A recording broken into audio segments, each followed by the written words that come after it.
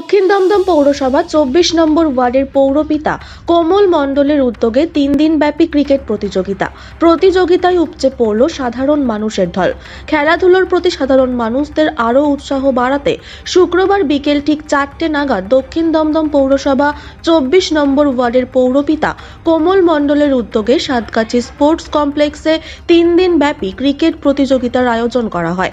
প্রথমে ট্রফি থেকে পর্দা উন্মোচনের পর পতাকা উত্তোলন করে বেলুন উড়িয়ে ৩ দিনব্যাপী এই ক্রিকেট প্রতিযোগিতার শুভ উদ্বোধন করেন এদিন দমদম সাংগঠনিক জেলা তৃণমূল যুব কংগ্রেসের সভাপতি দেবরাজ চক্রবর্তী।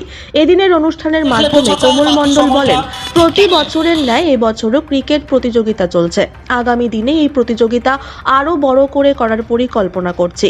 এদিন পৌরপিতা আরো কি বলেছেন শুনে নিন এরপর। ভালো আছি, সবাইকে নিয়ে ওয়ার্ডের সবাইকে নিয়ে খুব ভালো আছি।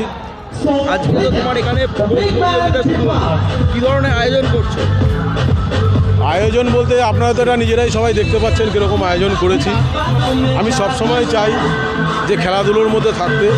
আমি যখন 2009 আমি যখন পৌর প্রতিনিধি ছিলাম তখন আমার ওয়ার্ড ছিল 23 নম্বর ওয়ার্ড।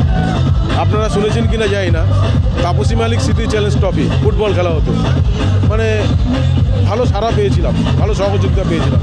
তাই আমি সবসময় কোর্সের মধ্যেই থাকতে চাই সবাইকে নিয়ে। তো কি বলবে, সামনে তো ভোট আসছে, তোমাদের ওয়ার্ড বা সিটি কী বার্তা দেবে এই মঞ্চে দাঁড়িয়ে? না, এই মঞ্চে ভোটের কথা বলবো না, যেহেতু এখানে কোনো নন পলিটিক্যাল একটা খেলা হচ্ছে।